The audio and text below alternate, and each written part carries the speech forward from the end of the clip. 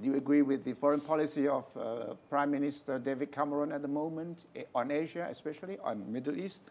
What you're working on? Do you think they're on the right track? Yeah, no, I think, you know, look, it's one of the luxuries of being outside the political battle is that you can be a little more objective. No, I think basically in terms of foreign policy, probably not in respect of Europe, but in respect of foreign policy, certainly in the Far East and the Middle East, no, the policies are basically the same as the policies that I was pursuing.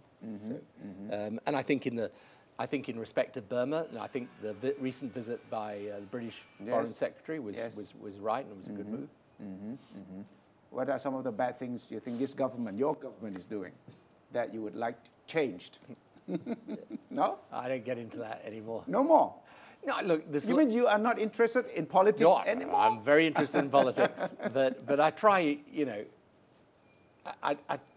if I'm going to attack my own government, I attack it in country, not out of country. Really? You do that? No, you don't do that too often now. No, because I also, look, I've done this job and I know how difficult it is. Yeah. And the last thing you need if you're doing the job of Prime Minister is your predecessor, you know, mouthing off about what he would have done. So I tend not to do that. And if I do enter in British politics, I do it very much within my country, not. Any interest in going back? I don't think that's you're legally entitled to become Prime Minister again, right? I'm legally entitled, but there will be a few obstacles to overcome, let's say.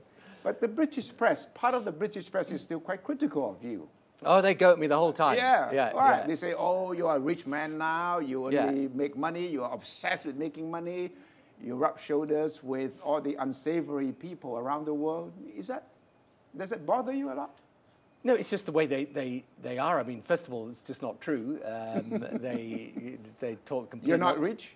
No, not in when they start writing the stuff about, you know, I'm part of Britain's. I think they were writing that down. I'm about to join Britain's super rich or something. It's complete nonsense. For one thing, by the way, because I pay my taxes in the UK. Oh, you do? Okay. Right. Unlike some of the proprietors of some of the newspapers who non-domicile themselves for tax purposes, I actually pay my tax. Out there, right? Yeah. So, but also, what I'm building, I spend most of my time actually on unpaid pro bono work, and what I'm building is an organisation which has got its business part, because I enjoy doing that, and that's important. But most of my time is spent with my charities or on the Middle East Peace Process. Probably takes up. It's a single thing I spend, single item I spend most of the time. So the conflict of interest accusations that you work for J.P. Morgan as well, and you use your connections in the Middle East to get contracts for them. No, not true. No, it's complete and total nonsense. And you know, this is thing about British politics. Is with the media, you've got basically two establishments, right? One on the left and one on the right. You were never left or right? No, I was a centre ground politician. And basically, you know, before I became leader of the Labour Party, we had never won 2 consecutive full terms. And under me, we won 3. Okay. Yes. Now, I did that by changing the Labour Party. What these people want to do is they go after me because they want to discredit the new Labour brand, and they basically want to return British politics to traditional Tories fighting traditional Labour. Now, personally, I think that's not the right choice for Britain in the 21st century. I think that is 20th century politics and not sensible. But these, you know, they're very powerful people in the media either side, and part of their way of doing this is to go after me the whole time, but I don't.